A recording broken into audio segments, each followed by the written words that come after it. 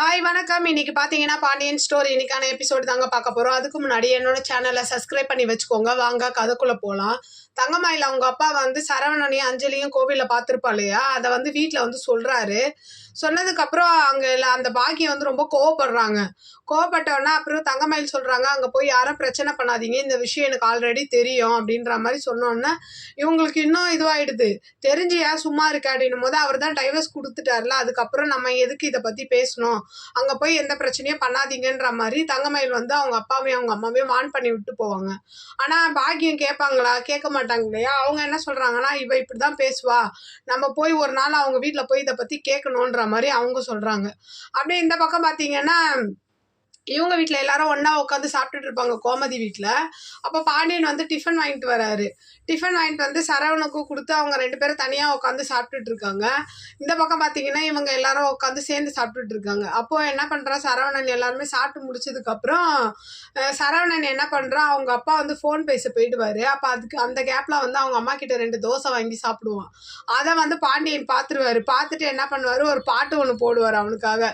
ஊரை தெரிஞ்சுக்கிட்டு அந்த பாட்டு போட்டோன்னா அப்போ கதிர் சொல்லுவார், இந்த பாட்டெல்லாம் உனக்கு தான் அப்படின்ற மாதிரி சொல்லுவார். அடுத்த சீன் பார்த்தீங்கன்னா இந்த அம்மாச்சி இருக்காங்க இல்லையா, அவங்க என்ன பண்ணுறாங்கன்னா சுகர் மாத்திரை இல்லைன்னு தேடிட்டு இருக்காங்க. அப்போ அரசி வந்து சொல்கிறாங்க, இந்த மாதிரி சுகர் மாத்திரை எடுத்துகிட்டு வந்து கொடுக்குறாங்க. கொடுத்துட்டு இது உனக்கு எப்படி வந்ததுன்னு சொன்னோன்னா, உங்கள் பேரன் குமார் தான் வாங்கிட்டு வந்து கொடுத்தா அப்படின்ற மாதிரி சொல்கிறாங்க.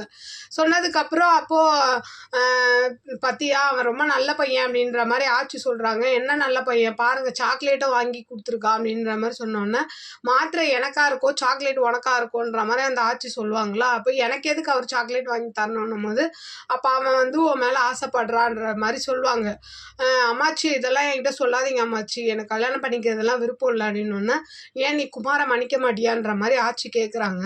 நான் தான் கோர்ட்லேயே மன்னிச்சிட்டேன்னு சொல்லிட்டேனே, அப்புறம் என்ன அப்படின்னோன்னா, அப்போ ஏன்டி நீ அவனையே கல்யாணம் பண்ணிக்கோன்ற மாதிரி சொன்னோன்னே, இல்லை இல்லை என்னால் பண்ண முடியாது, நீங்கள் அதை பற்றி பேசாதீங்க, நீங்கள் படுங்கன்ற மாதிரி அரசி சொல்லிட்டு கிளம்பிடுறாங்க. ஆனால் காந்திமதி என்ன நினைக்கிறாங்கன்னா, இங்கே என் பொண்ணு வீட்டில் தங்க முடியாதுன்னு நினச்சேன், எல்லாமே நடந்துச்சு, அதே மாதிரி அரசி கல்யாணமும் குமார் கல்யாணமும் நடக்கும், நான் நடத்தி வைப்பேன்ற மாதிரி அப்படியே சவால் விடுறாங்க. அப்படியே இன்னைக்கான எபிசோடு முடியுது. பார்க்கலாம் நாளைக்கு என்ன நடக்குதுன்னு பார்த்துட்டு நான் உங்களுக்கு ரிவ்யூ கொடுக்குறேன். என்னோட சேனல் பிடிச்சிருந்தா லைக் பண்ணுங்கள், ஷேர் பண்ணுங்கள், கமெண்ட் பண்ணுங்கள். என்னோட சேனலை சப்ஸ்கிரைப் பண்ணி சப்போர்ட் பண்ணுங்கள். நன்றி, வணக்கம், பாய்.